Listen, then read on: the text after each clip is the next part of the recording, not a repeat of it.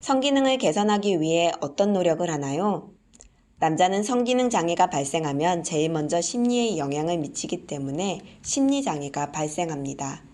성기능 장애 초기에는 심리적인 문제를 극복하여 성기능 또한 회복하고자 하지만 잘 회복되지 않습니다. 그래서 약이나 보양식 등을 통해 신체와 관련된 것을 개선하고자 하지만 그건 역시 일시적인 작용일 뿐입니다. 성기능 장애를 치료한다는 약물들은 그때그때 복용하는 기능 개선제입니다. 이렇게 점차 회복이 되어가지 않다 보면 성행동의 대상을 바꾸게 됩니다.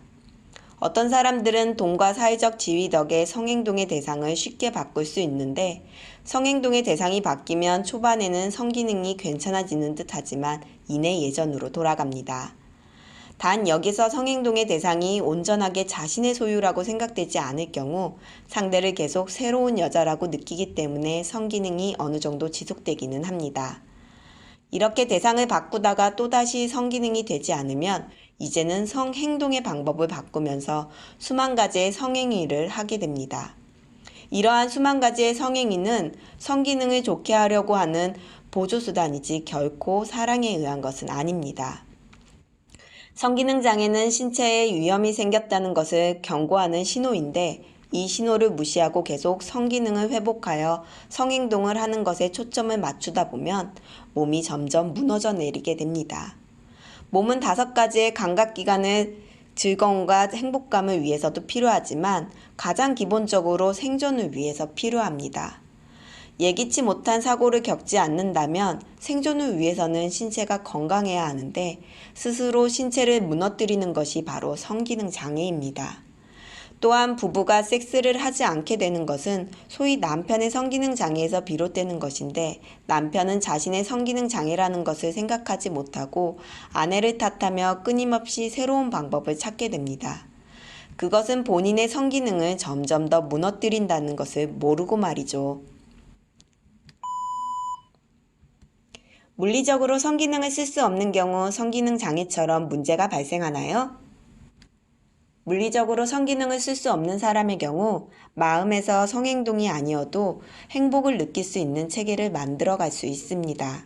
그리고 남들이 성정보로 인식하는 것을 성정보로 인식하지 않게 되면서 성상처가 타인보다 많이 쌓이지 않게 됩니다. 예를 들어 외부로부터 모든 성정보가 차단된 곳에 남자를 가두게 되면 성에 대한 생각을 잘 떠올리지 않게 되는 것과 마찬가지입니다. 그러나 성정보로 받아들이게 되는 경우라고 한다면 성기능 장애라는 1차적인 보호를 하지 않기 때문에 다른 신체 질병으로 신체 문제가 나타날 수 있습니다. 이처럼 성기에 의한 성기능이 없다고 해도 성에 있어서 자신만의 것을 만들어가는 사람은 스스로가 불행하다고 생각하지 않으며 잘 살아갑니다. 인생을 살아가는 데 있어서 성행동이 매우 중요한 역할을 하는 것은 맞지만 그것이 인생의 전부는 아니기 때문입니다. 사람들에게는 마음이 존재하지만 성마음도 존재합니다. 이때 성마음은 오로지 자신을 위해 존재합니다. 성기능을 못한다고 성마음이 작용하지 않는 것은 아니기에 타인에게 성기능을 쓰지 않게 되면 성마음의 에너지가 온전히 자신의 마음에 작용하게 되면서 마음이 건강해집니다. 중요한 것은 남자에게는 성마음을 작용시키지만 성마음이 향하지 않는 존재가 있습니다. 바로 아내입니다.